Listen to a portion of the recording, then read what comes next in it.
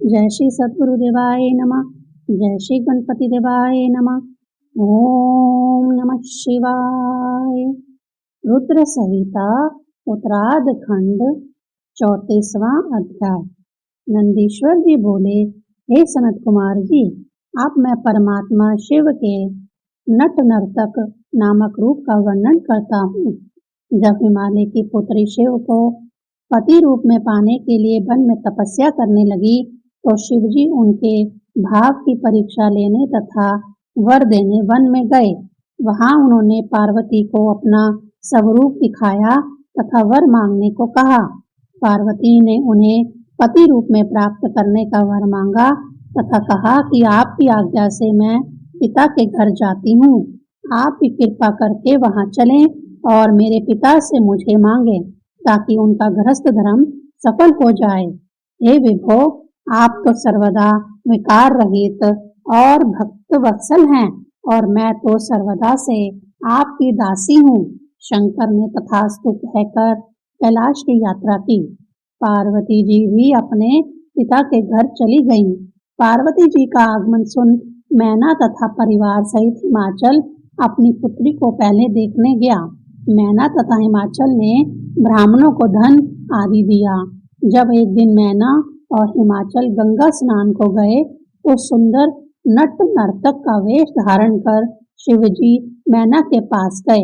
उनके बाएं हाथ में लिंग तथा दाएं हाथ में डमरू विराजमान था।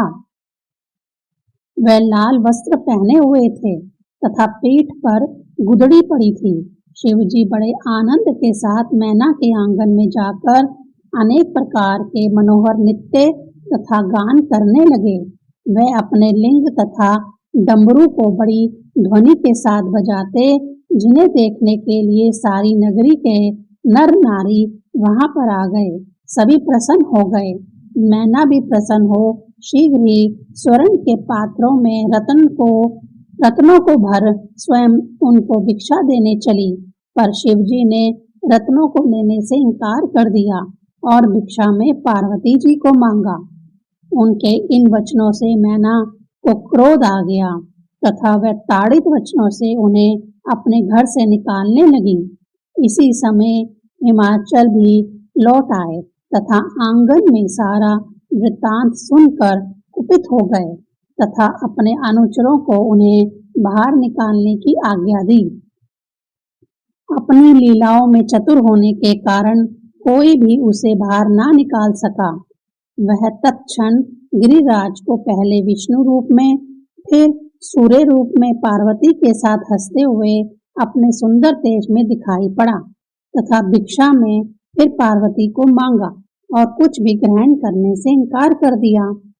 पश्चात गुप्त हो पार्वती की आज्ञा से अपने धाम को चले गए। इस आश्चर्य को देख मैना सहित गिरिराज को ज्ञान प्राप्त हुआ तथा वह पश्चाताप करने लगे कि हमें सुंदर पार्वती को उन्हें दे देना चाहिए था।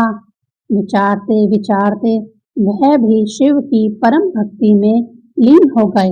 भक्तों के सुखदाता ने माल लीला करके प्रेम पूर्वक यथाविधि पार्वती से विवाह किया।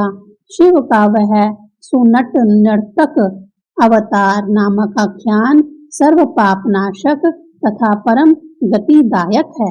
ओम नमः शिवाय।